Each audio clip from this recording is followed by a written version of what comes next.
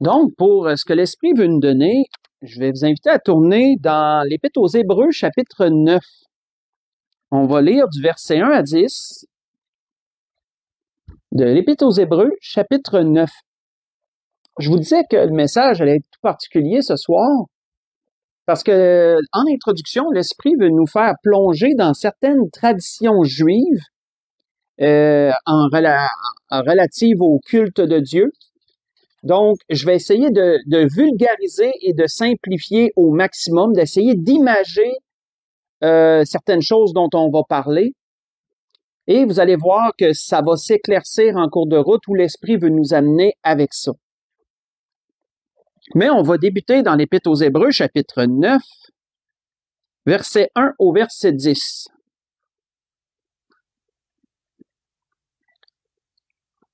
On voit que l'auteur nous dit: la première alliance avait donc des ordonnances relatives au culte et un sanctuaire terrestre. En effet, un tabernacle fut construit. Dans la partie antérieure, appelée le lieu saint, était le chandelier, la table et les pains de proposition.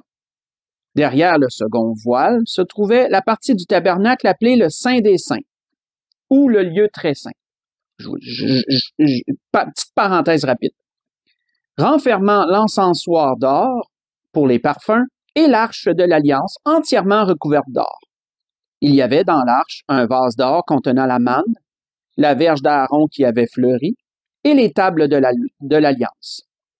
Au-dessus de l'arche étaient les chérubins de la gloire, couvrant de leur ombre le propitiatoire. Ce n'est pas le moment de parler en détail là-dessus. Or, ces choses étant ainsi disposées, les sacrificateurs qui font le service entrent en tout temps dans la première partie du temple. Et dans la seconde, le souverain sacrificateur seul entre une fois par an, non sans y apporter du sang qu'il offre pour lui-même et pour les péchés du peuple. Le Saint-Esprit montrait par là que le chemin du lieu très saint n'était pas encore ouvert, tant que le premier tabernacle subsistait. C'est un symbole pour le temps présent. Il signifie que les dons et les sacrifices présentés ne peuvent rendre saint, sous le rapport de la conscience, celui qui rend le culte, ce culte. Il était, avec les aliments, les boissons et les diverses ablutions, des ordonnances charnelles imposées seulement jusqu'à une époque de réformation. On va arrêter ici. Donc, comme je vous le disais, ici, l'auteur nous décrit des choses quand même assez complexes, on pourrait dire. Mais si on reprend certains points qu'il nous parle, je vais essayer de les imager autant que possible. Premièrement, il nous parle d'un tabernacle. Un tabernacle, c'est quoi? Considérer un tabernacle comme étant une grande tente. C'était le lieu qui était monté et démonté dans l'Ancien Testament au temps de l'errance dans le désert.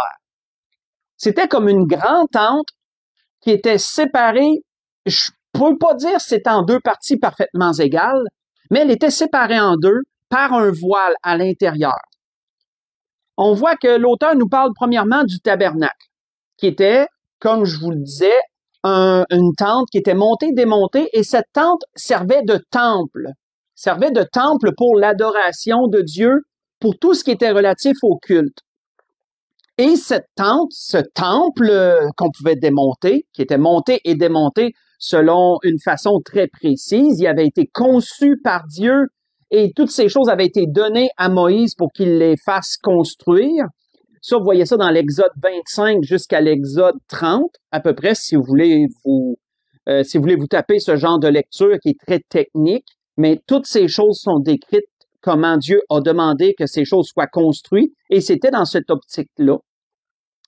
Et on voit que l'auteur nous parle premièrement de cela. Il nous parle premièrement du tabernacle, qui était l'endroit où Dieu était adoré. Donc, qui avait deux lieux. Le lieu saint, qui était le premier lieu, et le lieu très saint, qui était là où résidait l'Arche de l'Alliance. Donc, ensuite, l'auteur nous parle que dans le premier lieu, quand on rentrait dans le tabernacle, le lieu saint, le premier lieu avant le voile, où on pouvait voir au fond de ce lieu, on pouvait voir le voile. Donc, dans le lieu saint, qui était l'endroit où les sacrificateurs officiaient en tout temps, tout au long de l'année, ils officiaient dans cet endroit-là.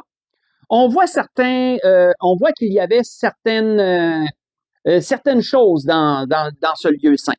L'auteur nous dit qu'il y avait un chandelier, qu'il y avait le chandelier appelé aussi Ménorah. Il y avait une table tout en or. Il y avait les pains de proposition qui sont appelés, qui étaient des pains qui étaient conçus selon une recette précise et qui étaient mises sur cette table. Et il y avait également un encens tout particulier qui était préparé pour le culte de Dieu, qui était également sur cette même table-là. Et également l'encens qui était aussi pour les parfums. Donc, renfermant, c'est ça, l'encens, excusez-moi, c'était pas pour les, c'est ça. Il y avait cet encens. Donc, et, excusez-moi, l'auteur nous parle ensuite du lieu très saint, donc au-delà du voile, le voile qui séparait le lieu saint du lieu très saint, et il nous dit que dans le lieu très saint, il n'y avait pas grand-chose. Il y avait un encensoir d'or qui servait à mettre du parfum dedans et qui servait également lorsque le grand sacrificateur entrait dans le lieu très saint une seule fois par année. Donc, le voile était traversé seulement une seule fois par année lors de la fête du Yom Kippour, et le grand sacrificateur devait mettre de l'encens dans l'encensoir d'or et laisser la brume, si je pourrais dire, la vapeur, la fumée se répandre dans le lieu très saint. Le but étant de cacher l'arche de l'Alliance qui était tout au fond du lieu très saint. Car l'arche de l'Alliance représentait le trône de Dieu. Elle représentait la présence de Dieu au milieu de son peuple. Et le sacrificateur ne pouvait pas regarder directement l'arche de l'Alliance sans qu'elle soit voilée par la fumée qu'avait dégagé l'encens qui avait été mis dans l'encensoir. Donc, il y avait tout un rite très particulier à pratiquer. Et c'était vraiment scrupuleux, là. Ça devrait vraiment être suivi très scrupuleusement. Donc, l'auteur nous parle de toutes ces choses. Il nous parle que l'Arche de l'Alliance, c'était comme une boîte. C'était comme une boîte. Et dans l'Arche de l'Alliance, il y avait certaines choses qui avaient été relatives à la période du désert. Un vase de manne pour le souvenir de ce que le peuple avait mangé pendant les 40 années d'errance. Dieu avait fait tomber la manne du ciel, si vous vous souvenez. On voit que dans l'arche, il y avait aussi la verge d'Aaron qui avait fleuri, la verge d'Aaron qui était un bois mort, un bois sec, et Dieu avait fait fleurir, il avait fait germer, il avait fait naître une pousse vivante sur un bois mort. C'était pour démontrer une renaissance, et c'était la puissance de Dieu. Seul Dieu pouvait faire une telle chose, bien sûr, parce que c'est techniquement impensable, c'est humainement impensable, c'est illogique. Ça défie la science. Et on voit qu'il y avait aussi les tables de la loi dans l'arche. Et l'arche, elle avait un couvercle. Et le couvercle de l'arche représentait le trône de Dieu plus particulièrement. Il y avait deux anges, deux chérubins qui étendaient leurs ailes vers le milieu. Et au milieu se trouvait ce qui est appelé le propitiatoire. Et c'est une représentation du ciel, d'une scène céleste, où qui nous est décrit ailleurs dans la Bible que Dieu siège au milieu des chérubins. Donc, le trône de Dieu est là et que les chérubins, les anges protecteurs sont là, chaque côté de Dieu, avec la myriade des anges qui entourent le trône. Donc, c'est tout particulier et on voit que l'auteur nous décrit toutes ces choses-là. On voit que le culte que les sacrificateurs devaient pratiquer dans le tabernacle était vraiment tout particulier. Le chandelier devait être allumé à tous les soirs et pendant toute la nuit durant, il devait toujours rester allumé. Ce chandelier-là était nourri par de l'huile qui avait été spécialement préparée pour cet effet-là. Et l'un des rôles des sacrificateurs, entre autres d'offrir les sacrifices à l'extérieur du tabernacle, était de toujours s'assurer que les lampes soient allumées toute la nuit durant, parce qu'il y avait un service de nuit. Le jour, il offrait des sacrifices. La nuit, il n'y avait pas de sacrifice, bien sûr. Mais la nuit, le sacrificateur devait coucher dans cet endroit-là et il devait toujours s'assurer que la lampe, le chandelier reste allumé en tout temps.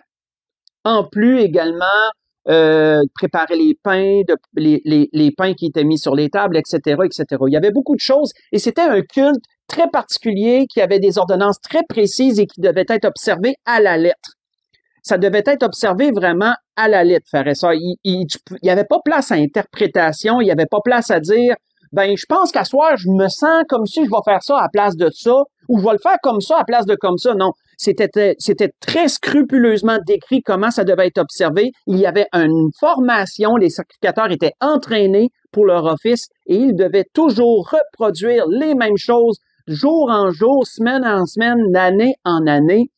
Et c'était de génération en génération. C'était toujours les mêmes choses, les mêmes ordonnances qui étaient pratiquées tout le temps. Et donc, où l'Esprit veut s'en aller avec ça?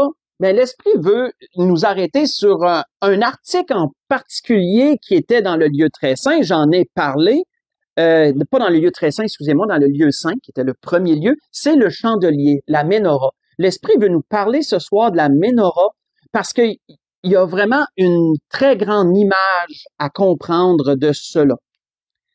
Et je pense à ça rapidement. Pourquoi que je dis que les ordonnances relatives au culte devaient être scrupuleusement observées? C'est parce qu'elles étaient toutes des représentations pour nous aujourd'hui. Eux, les sacrificateurs, pendant leur office, ne comprenaient pas avec profondeur pourquoi ils devaient pratiquer ces choses-là de la façon qu'ils devaient les pratiquer. C'était un voile. Pour eux, ça leur était voilé. Ça ne leur était pas donné de comprendre avec profondeur pourquoi ils faisaient ces choses, mais eux, ils les faisaient, ils devaient les observer scrupuleusement. Et nous, aujourd'hui, avec l'éclairement que le Saint-Esprit nous donne, on peut comprendre le pourquoi que ces choses-là étaient pratiquées de cette façon-là. Il y avait des images pour absolument tout. Il y a des représentations pour absolument tout ce qu'ils faisaient, frères et sœurs, et c'est merveilleux. Lorsqu'on étudie ces choses en profondeur, c'est merveilleux. Mais l'Esprit veut nous arrêter seulement ce soir sur la menorah, sur le grand chandelier qui était présent. Pour continuer, je vais vous inviter juste à écouter. Je vais vous lire ce qui était prescrit spécifiquement aux sacrificateurs à propos du chandelier. Faites juste écouter. Donc, qu'est-ce qui était demandé aux sacrificateurs à propos du chandelier que je vais appeler la menorah? Je vais l'appeler comme ça pour le restant du message, la menorah. Donc, il est dit ceci. L'Éternel parla à Moïse et dit, « Ordonne aux enfants d'Israël de t'apporter pour le chandelier de l'huile pure d'olive concassée afin d'entretenir les lampes continuellement. C'est en dehors du voile qui est devant le témoignage, dans la tente d'assignation, qu'Aaron préparera pour que les lampes brûlent continuellement du soir au matin. Très important. Continuellement, donc à tous les jours, le même cycle devait être répété, du soir au matin. En présence de l'Éternel. C'est une loi perpétuelle pour vos descendants. Il arrangera les lampes sur le chandelier d'or pur pour qu'elles brûlent continuellement devant l'Éternel. Ce que je vous ai lu, c'est dans le Lévitique, chapitre 24, versets 1 à 4. Donc, ça, c'était la prescription qui avait été donnée spécifiquement pour Aaron, qui était le grand sacrificateur, le premier grand sacrificateur, et pour ses fils, qui étaient sacrificateurs, et les générations de sacrificateurs qui suivraient, c'était toujours la même prescription. Ça faisait partie de leur office de préparer l'huile, qui avait une technique, une façon particulière de la préparer, de préparer les lampes de la menorah, pour qu'ensuite elle soit allumée spécifiquement entre les deux soirs, autrement dit, lorsque le soleil était à son déclin. Les Juifs calculent, dans les documents que j'ai trouvés, ils calculent environ 1 heure et demie avant que la nuit tombe. Donc, ils appellent ça entre les deux soirs, eux. Donc, la menorah était allumée. Et là, toute la nuit durant, la menorah était la seule source de lumière dans le lieu saint. Dans le lieu saint du tabernacle, elle était la seule source de lumière. S'il y avait quelque chose à faire, c'était toujours à la lumière de la menorah. Tout se faisait à la lumière de la menorah. Jusqu'au matin d'après. Et donc, le matin, quand le jour était levé, la menorah était éteinte et là, elle était rallumée le soir suivant. Elle était repréparée pour le soir suivant, etc., etc. Vous voyez un peu le portrait. Donc, cette menorah, pour vous la décrire, puis vous allez voir pourquoi qu'on rentre techniquement dans des points comme ça. Donc, cette menorah était, comme je l'ai mentionné, la seule source de lumière dans le lieu saint. Elle était la seule source de lumière. Il n'y avait pas d'autre lumière que la menorah pour éclairer le lieu saint. Très important à comprendre. La menorah avait été bâti selon ce que Dieu avait donné à Moïse dans le désert, à partir, comme je vous l'ai mentionné, dans l'Exode 25 jusqu'à l'Exode 30. Donc, dans tout ce que Dieu avait prescrit, la menorah avait été montrée à Moïse d'une certaine façon. Elle était bâtie à partir d'un bloc d'or d'environ 1 talent, si ma mémoire est bonne, et l'orfèvre a dû toute la mouler d'une seule pièce. La menorah était d'une seule pièce, le pied et tous les branches. Elle n'avait pas été soudée ou jointée d'aucune façon. Ça a dû être un travail. Moi, je pense à ça. Comment réussir à mouler un chandelier à 7 branches, et la menorah avait 7 branches, à partir d'une seule pièce, sans rien souder, là, sans bâtir une pièce, bâtir une pièce, la jointer, vraiment d'un seul bloc, réussir à faire ça, ça a dû être un travail absolument extraordinaire, un orfèvre vraiment talentueux qui a dû faire ça. On voit que c'est certainement l'Esprit de Dieu qui l'a guidé dans ces choses. Mais la menorah est ainsi bâtie. Et selon l'estimation juive, la Bible nous dit pas la grandeur de la menorah, mais les Juifs, dans leur tradition, calculent qu'elle devait être alentour d'1 mètre à 1,5 mètres de hauteur. Donc, pour vous donner une idée. Et la menorah, elle avait 7 branches, elle avait 7 lampes. Et juste pour le bien de la chose, je fais pas ça d'habitude, mais j'en ai un exemple ici que je vais vous montrer. Donc, voilà, vous voyez ici l'exemple d'une menorah. Et pensez pas que c'est exactement comme ça que la menorah était faite dans le lieu saint, mais ça vous donne une brève idée avec un pied, une tige principale et 6 branches, 3 branches par côté qui donnent au total 7 branches. Donc, c'est à cela que la menorah ressemblait, mais beaucoup plus gros que ça, bien sûr, puisqu'elle mesurait entre 1,5 mètre et 1,8 mètre, 1,8 pouces à peu près, là, selon les traditions juives. Donc, je retire ça. C'était simplement pour vous donner une idée, une image vaut 1000 mots qu'on dit. Donc, c'était simplement pour vous donner une idée à de quoi ça ressemblait. Et donc, les sacrificateurs devaient préparer cette menorah, mettre de l'huile dans les lampes, la préparer, et ils devaient s'assurer, une fois qu'elle était allumée, de l'alimenter. Il fallait toujours qu'elle soit alimentée. Elle ne pouvait pas s'éteindre de toute la nuit. C'était impensable qu'elle s'éteigne. Ils ne pouvaient pas manquer leur coup, là. C'est impensable de le manquer, là. Ils devaient veiller à ce qu'elle reste allumée toute la nuit durant. C'était une prescription qui était formelle. Et donc, ça veut dire que s'il dormait, il fallait pas qu'il dorme trop longtemps, il calculait à peu près le temps, j'imagine, et que là, il se réveillait, il allait arranger les lampes, et peut-être qu'il se recouchait, il faisait d'autres choses, je ne sais pas, j'ai pas entièrement les détails, mais qu'est-ce qui était sûr, c'est que la menorah devait rester allumée toute la nuit dans le lieu saint du tabernacle. Et plus tard, dans le temple. Lorsque le temple a été construit, la même chose se reproduisait, la même chose continuait. Et donc, avec ce bagage-là, où est-ce qu'on s'en va avec ça? Donc, maintenant, on va aller voir une chose que le Seigneur a dit un jour. Et là, tout ce qu'on vient de parler à propos de la menorah va vraiment donner un éclairage. Les paroles du Seigneur vont vraiment donner un éclairage assez spécial à ça. Donc, pour ce faire, on va aller voir des paroles du Seigneur qui sont dans Jean chapitre 8. Je vous invite à tourner maintenant dans Jean chapitre 8. Allons voir ce que le Seigneur a dit un jour. Dans Jean chapitre 8.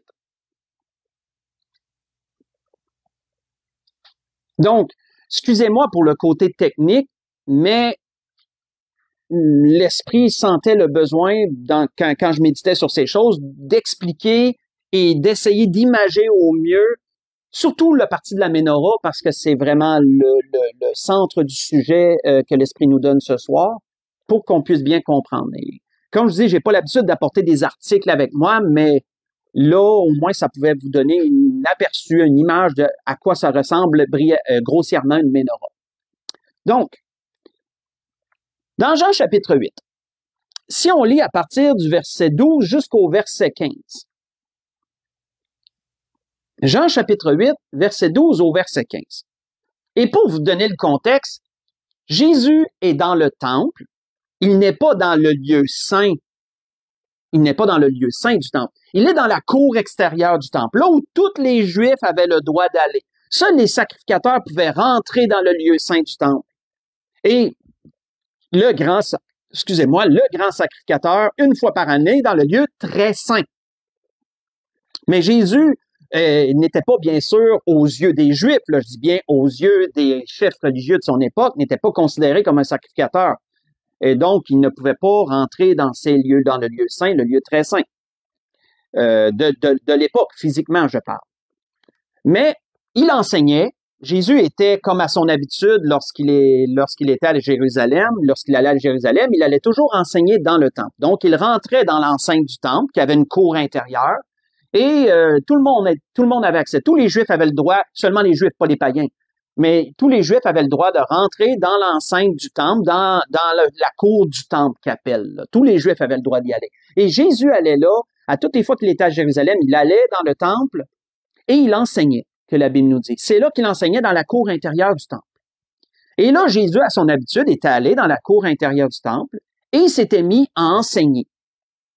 Et comme à son habitude, comme à leurs habitudes, je dirais, les chefs religieux de l'époque, bien sûr, surtout les pharisiens, les scribes, ben, ils cherchant toujours une manière, un moyen de prendre Jésus en tort par ses paroles ou quelque chose, ben, ils suivaient souvent l'enseignement. Ils suivaient l'enseignement de Jésus, il allait souvent s'attrouper avec la foule puis écouter ce que Jésus disait. Donc, il nous a dit quoi ici? Il nous a dit, Jésus leur parla de nouveau et dit, « Je suis la lumière du monde. » Prenez bien ça en note. « Je suis la lumière du monde. Celui qui me suit ne marchera pas dans les ténèbres, mais il aura la lumière de la vie. » Là-dessus, les pharisiens lui dirent, « Tu rends témoignage de toi-même, ton témoignage n'est pas vrai. » Et donc, Jésus leur répondit, « Quoique je rende témoignage de moi-même, mon témoignage est vrai, car je sais d'où je suis venu et où je vais. Mais vous ne savez pas d'où je viens ni où je vais. Vous jugez selon la chair et moi, je ne juge personne. » On va arrêter ici. Donc, frères et sœurs, remettons-nous bien dans le contexte. Jésus est dans le lieu, est dans l'enceinte du temple, dans la cour intérieure du temple. Jésus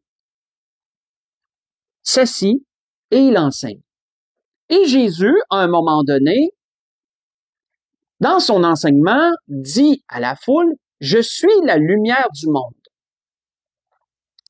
Je suis la lumière du monde. Et celui qui me suit ne marchera pas dans les ténèbres, mais il aura la lumière de la vie. » Une des choses, frères et sœurs, qu'on doit comprendre ici. Les chefs religieux qui assistaient à ça et qui ont entendu ces paroles-là savaient exactement de quoi Jésus parlait, ça je peux vous le dire. Parce que nous, ça peut nous sembler anodin. On peut se dire, ben, il parlait peut-être de la lumière du soleil, vu qu'il fait jour, il parlait peut-être, je sais pas, moins d'un autre type de lumière. Mais Jésus parlait d'une lumière très particulière. Il parlait de la lumière de la ménorah. Il parlait de la lumière du chandelier qui éclairait le lieu saint du temple. Pourquoi?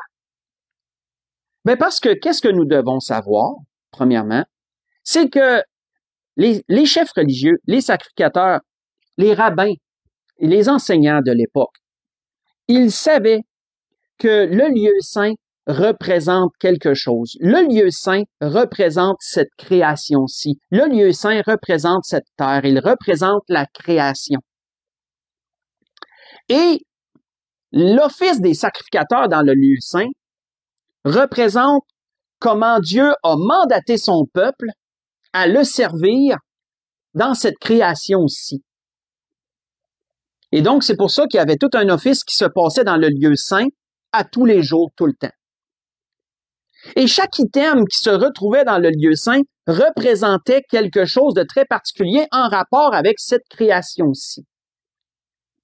Et la ménorah représentait la lumière de Dieu, la lumière qui permet d'éclairer tous les hommes sur cette terre. Elle éclairait le lieu saint. Et les chefs religieux, les enseignants de l'époque le savaient ça. Les rabbins savaient que la menorah représentait cette lumière qui éclaire le monde, qui éclaire cette création-ci. Il savait que le lieu saint du tabernacle représentait cette création-ci et tout ce qui s'y déroulait représentait ce que l'œuvre de Dieu ici-bas, d'une façon ou d'une autre, qui avait été donnée premièrement au peuple juif, premièrement. Et il savait que la menorah était la lumière que Dieu leur avait donnée. Et là, Jésus qui dit qu'il est la lumière du monde. Il savait, frères et sœurs, que Jésus s'identifiait à la lumière de la menorah. Et c'est pourquoi que les pharisiens ont réagi très rapidement après que Jésus a été dire ça, en disant, tu rends témoignage de toi-même, ton témoignage est faux. C'est pas pour rien, frères et sœurs, qu'ils ont réagi de cette façon-là. Parce qu'ils savaient exactement ce à quoi Jésus s'identifiait. Mes frères et sœurs, Jésus avait raison de s'identifier à la menorah parce que la menorah représente tellement bien Jésus.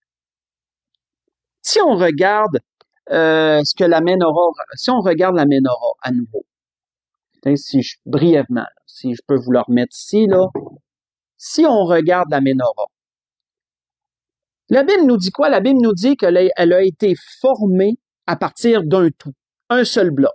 Un seul bloc, un tout. L'orfèvre a formé la menorah à partir d'un tout.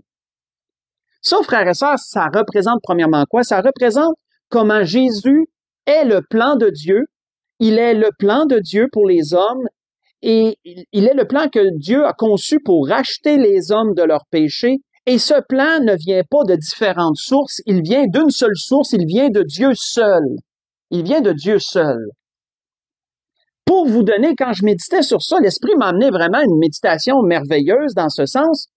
Et pour vous donner un peu son contraire de la menorah, pensez au veau d'or dans le désert, là, le veau d'or. Pourquoi je vous dis pensez au veau d'or? Parce que souvenez-vous, si vous l'allez lire durant la semaine dans l'Exode 31, vous pourrez le voir, que lorsque Aaron a fait le veau d'or dans le désert, qu'est-ce qu'il a demandé au peuple? Il a demandé, apportez-moi tout votre or. Apportez-moi tout votre or. Et il a tout mis l'or dans un moule, il l'a fait fondre et il a formé ce veau. Le veau d'or représente les religions du monde. Pourquoi? Parce qu'elles viennent de plein de sources différentes. Toutes les religions sont formées à partir de différentes sources. Elles ne viennent pas d'une même source. C'est tout un raccommodage d'idées, de croyances, de pensées, de philosophie. Et ça représente le veau d'or. Mais Jésus, qui vient entièrement, qui est le plan de Dieu, qui vient entièrement de Dieu, représente la menorah qui était faite d'un seul bloc.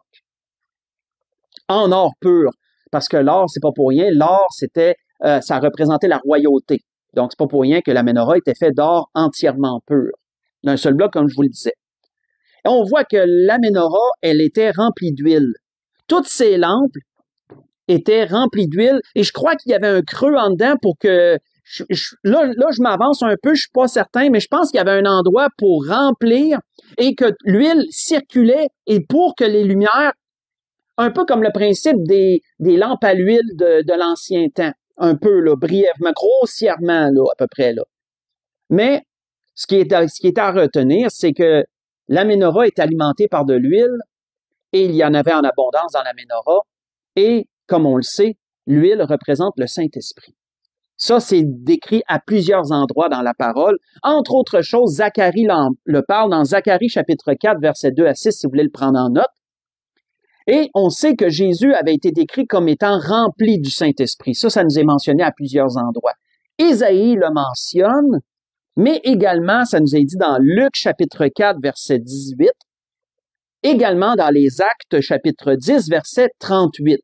Ça nous est également mentionné.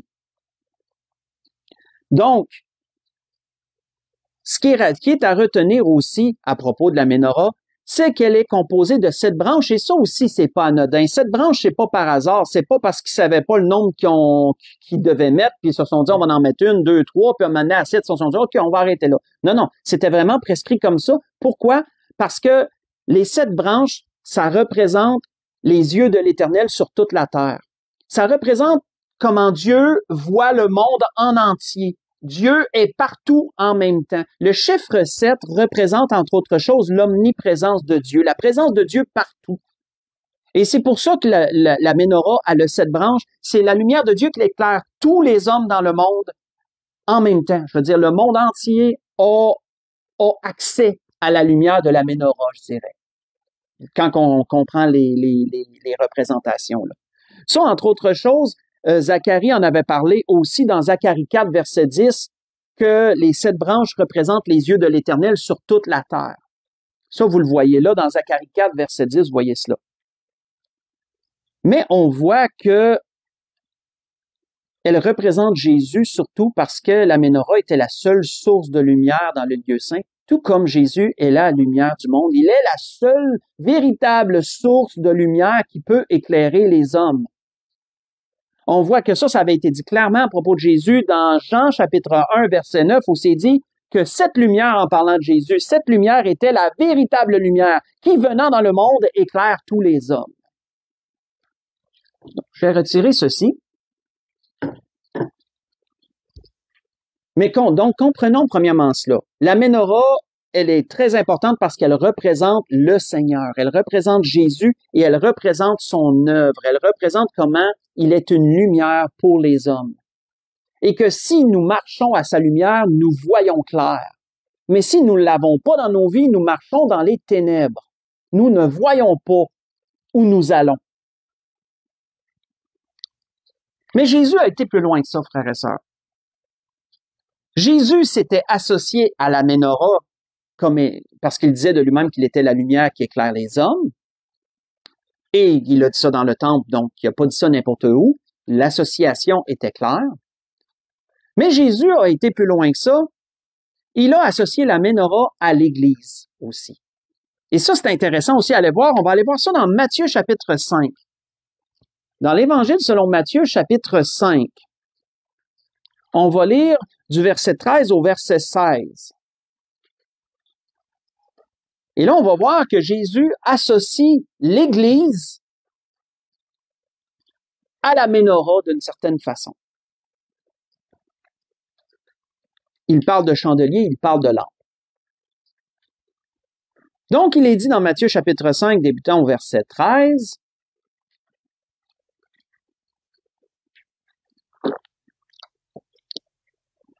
il est dit, vous êtes le sel de la terre. Mais si le sel perd sa saveur, avec quoi la lui rendra-t-on? Il ne sert qu'à être jeté dehors et foulé aux pieds par les hommes.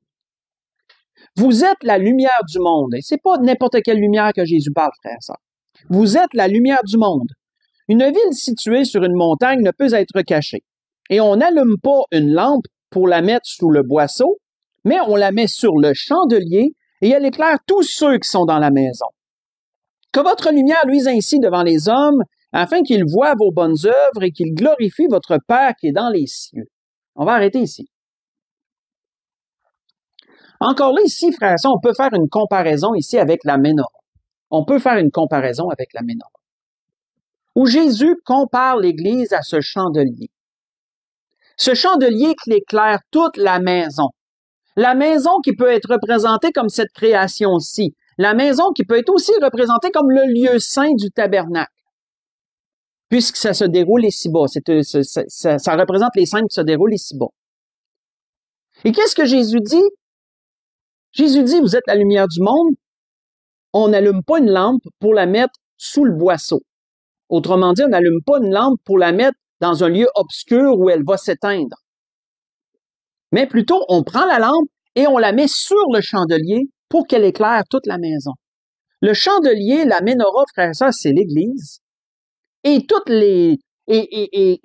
Jésus compare ces différentes lampes, c'est comme une représentation ici, il compare ces différentes lampes à toutes les âmes qui l'acceptent comme leur sauveur et Seigneur, qui sont éclairées de sa lumière, qui viennent à la compréhension de ce que Dieu a fait pour eux et comment Dieu appelle tous les hommes à être sauvés, qui acceptent le salut de Dieu. Et lorsqu'ils acceptent le Seigneur comme leur sauveur, qu'est-ce que la Bible nous dit? Ils reçoivent le Saint-Esprit, donc ils sont maintenant remplis d'huile, si on fait le parallèle, et ils sont allumés. Et pour briller continuellement, ils doivent être liés au chandelier. Ils doivent être mis sur le chandelier. C'est pour ça, frères et sœurs, qu'on dit, entre autres, que tous ceux qui acceptent Jésus comme leur sauveur et Seigneur ne peuvent pas agir comme des Lone Rangers, excusez-moi l'anglicisme. Ils ne peuvent pas agir seuls dans leur coin. Parce que ça serait comme une lampe qui est mise sous le boisseau, elle va s'éteindre assurément. Quand quelqu'un accepte Jésus comme son sauveur et Seigneur, il fait partie de l'Église dans son sens universel, il est un enfant de Dieu, mais il doit joindre une Église locale qui sert le Seigneur fidèlement, et ainsi il sera mis sur le chandelier, on peut faire un lien avec la menorah, pour éclairer toute la maison. L'Église est ce chandelier par extension, puisque l'Église est le corps du Seigneur Jésus, elle est l'extension du Seigneur. Elle est ce chandelier qui éclaire, qui continue à éclairer le monde, jusqu'à ce que le Seigneur revienne établir son règne ici-bas. Donc, une très grande compréhension de ces choses. Et ce n'est pas le seul endroit où Jésus compare l'Église à un chandelier, qu'on pourrait dire aussi à la menorah. Jésus en a parlé ailleurs. Faites juste écouter. Jésus en a parlé à d'autres endroits. Il est dit ceci. Dans l'Apocalypse, il est dit, écris donc ce que tu as vu, ce qui est et ce qui doit arriver. Ensuite, le mystère des 7 étoiles que tu as vues dans ma main droite et des 7 chandeliers d'or. Les 7 étoiles sont les anges des 7 églises, et les 7 chandeliers sont les 7 églises. Et ensuite, dans le chapitre suivant, verset 1, il est dit, voici ce que dit celui qui tient les 7 étoiles dans sa main droite et qui marche au milieu des 7 chandeliers d'or. Voyez ça dans l'Apocalypse chapitre 1.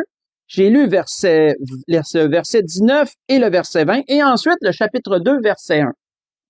Donc, on voit ici encore Jésus faire allusion comme à l'Église comme étant un chandelier, comme étant des chandeliers par rapport aux églises locales, mais qui représente un chandelier qui éclaire toute la maison qui est le monde, qui est la menorah. C'est pour ça, frères et sœurs, qu'il est important, en introduction, de bien comprendre, de bien s'imager, de bien se mettre dans l'esprit ces choses, leur disposition dans le lieu saint et à quoi qu'elles servaient. Surtout la menorah. L'Église, frères et sœurs, lorsque le Seigneur s'en est retourné auprès du Père, le Seigneur ici-bas a formé son Église et lorsqu'il s'en est retourné auprès du Père, on sait qu'il nous a envoyé le Saint-Esprit parce qu'on a besoin d'huile pour ces lampes-là. Hein? La menorah, elle reste pas allumée tout seul. Là. C'est grâce à l'huile qu'elle reste allumée. Jésus a envoyé l'Esprit pour que son Église puisse continuer à briller pendant que lui office auprès du Père jusqu'à ce qu'il revienne établir son règne ici-bas sur terre, lorsque Dieu jugera que le moment est venu de se faire. Mais en attendant, l'Église demeure la seule source de lumière qui est dans ce monde. Ce ne sont pas les veaux d'or de ce monde, pour faire un lien avec les religions du monde, ce ne sont pas les veaux d'or de ce monde qui vont produire la lumière que le monde a besoin. C'est la menorah de Dieu, c'est la seule source de lumière. Cette menorah-là est l'Église, elle est la seule source de lumière. L'Église a la vérité de Dieu en elle. Je parle de toutes les églises qui sont fondées sur Jésus-Christ et qui prêchent selon la pure parole de Jésus-Christ, la parole de Dieu, la Bible. Seules ces églises qui pratiquent ces choses et qui prêchent ces choses, Jésus-Christ étant la pierre angulaire de tout l'enseignement, ces églises font partie de la menorah de Dieu. Et elles sont la seule source de lumière que les hommes ont pour les guider vers Dieu, pour les éclairer pendant qu'ils sont encore ici-bas. Et c'était ce que l'Esprit voulait nous dire ce soir à travers toutes ces choses. Parce que ça nous ramène, moi, personnellement, ça nous grandit encore plus dans l'importance, dans la grandeur de l'Église, la grandeur du Seigneur Jésus, bien sûr, la grandeur de l'Église et son importance. Son importance, frères et sœurs. C'est pour ça que l'Église, elle est tellement grande qu'elle nous dépasse. L'œuvre du Seigneur, elle est au-delà de notre petite personne à nous. Elle va beaucoup au-delà de notre petite personne à nous. C'est pour ça qu'il est tellement important de se conformer aux enseignements du Seigneur pour marcher avec cette Église-là. pour marcher avec l'Église. Quand on a une Église qui marche selon les Écritures, notre rôle à chacun d'entre nous est de se conformer à la parole de Dieu pour être en harmonie avec cette Église et être cette lumière qui est dans le monde. Et comment peut-on être la lumière dans ce monde? C'est en marchant selon les enseignements du Seigneur. C'est comme un tout, là. C'est en marchant selon les enseignements du Seigneur dans toutes les caractéristiques que la parole nous demande. C'est en étant rempli d'amour, les 7 fruits de l'esprit. Les 7 fruits de l'esprit, hein, la foi, l'amour, la bonté, la dignité, la tempérance, la patience, etc. Parce que souvenez-vous, qu'est-ce qui allume, qu'est-ce qui entretient la lampe d'être allumée? C'est l'huile. Et l'huile, c'est le Saint-Esprit. Et donc, qu'est-ce qui va se dégager d'une lampe qui est allumée? Mais c'est les fruits de l'esprit. Donc, voyez-vous, toutes ces choses sont intérieures, reliées d'une façon ou d'une autre. Et l'Esprit voulait nous rappeler ces choses ce soir à travers cette image de la menorah. Pour conclure ce que l'Esprit a voulu nous donner ce soir dans ces choses-là, on va aller dans Philippiens chapitre 2, on va conclure sur une prescription que l'apôtre Paul avait donnée à cette Église. Dans Philippiens chapitre 2. Philippiens chapitre 2, on va lire du verset 12 au verset 16.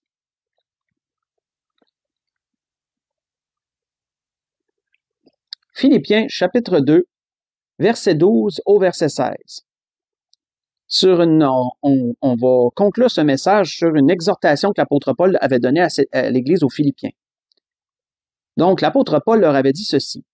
« Ainsi, mes bien-aimés, comme vous avez toujours obéi, travaillez à votre salut avec crainte et tremblement, non seulement en ma présence, mais bien plus encore maintenant que je suis absent. » Juste une parenthèse que je vais ouvrir et refermer. Toujours important de rappeler lorsqu'on tombe sur cet endroit, parce que c'est le seul endroit dans le Nouveau Testament où c'est mentionné, travaillez à votre salut.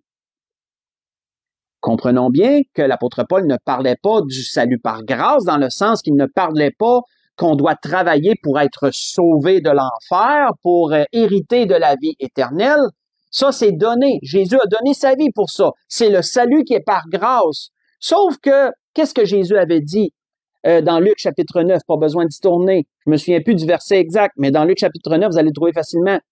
Jésus avait dit que celui qui veut venir après moi, qu'il renonce à lui-même, qu'il se charge de sa croix chaque jour et qu'il me suive. Après qu'on a accepté Jésus comme notre Sauveur et Seigneur, ensuite nous entrons dans un travail. Nous travaillons à notre salut. Nous travaillons à notre héritage éternel. C'est nous qui allons préparer notre éternité d'une certaine façon, puisque le Seigneur va nous récompenser pour toute la façon qu'on va vivre ici-bas, pour toutes nos œuvres. C'est là qu'il est dit dans la parole que tu vas moissonner, tu vas récolter ce que tu vas moissonner ce que tu as semé, tu vas récolter ce que tu as semé. Et toutes ces allusions-là qui sont similaires. Donc, l'apôtre Paul disait, travaillez à votre salut, œuvrez pour le Seigneur, selon Dieu, bien sûr, de la bonne façon, non seulement en ma présence, parce que ça serait hypocrite de le faire quand je vous regarde, puis quand je suis pas là, vous le faites plus, parce que Dieu nous regarde tout le temps, lui. Dieu nous voit tout le temps. Dieu nous voit quand on est à l'église, mais Dieu nous voit aussi quand on n'est pas à l'église. Dieu nous voit quand on est chez nous, Dieu nous voit quand on est dans l'intimité de notre chambre, Dieu nous voit tout le temps. Et donc, celui qui travaille à son salut, qui observe les commandements de Dieu, ben c'est quand il est tout seul qu'il le fait, comme quand il est parmi les chrétiens dans l'église. Facile. C'est facile dans l'église d'observer les commandements de Dieu. Ça devrait du moins être facile, puisque tous devraient les observer en principe. Mais quand tu es tout seul, ou tu es parmi le monde, à ton ouvrage, à ton travail, ou ailleurs, là, c'est d'autres choses. Mais tu travailles à ton salut en tout temps. Donc, si on reprend le restant, il est dit, car, au verset 13, il dit, car c'est Dieu qui produit en vous le vouloir et le faire selon son bon plaisir. Faites toutes choses sans murmure ni hésitation, afin que vous soyez irréprochables et purs, des enfants de Dieu irréprochables au milieu d'une génération perverse et corrompue, et notez la suite, parmi laquelle vous brillez comme des flambeaux dans le monde, portant la parole de vie. On va arrêter ici. Comme vous brillez comme des flambeaux dans le monde. Frères et sœurs, pour ceux qui sont sauvés, pour ceux qui ont entré dans les eaux du baptême et qui ont été joints à l'Église, vous participez à la plus grande œuvre qui se fait sur terre. C'est le plan de Dieu. Vous êtes dans le plan de Dieu. Vous faites partie de la famille de Dieu. Vous œuvrez au royaume de Dieu. Il n'y a pas de plus grande œuvre que celle-là. Puissions-nous, frères et sœurs, laisser de côté nos petites personnes, laisser de côté tout ce qui ne fait pas de Dieu dans nos vies. Travailler à notre salut, c'est travailler aussi sur nous-mêmes. C'est de chercher à se perfectionner pour le Seigneur et à faire sa volonté davantage.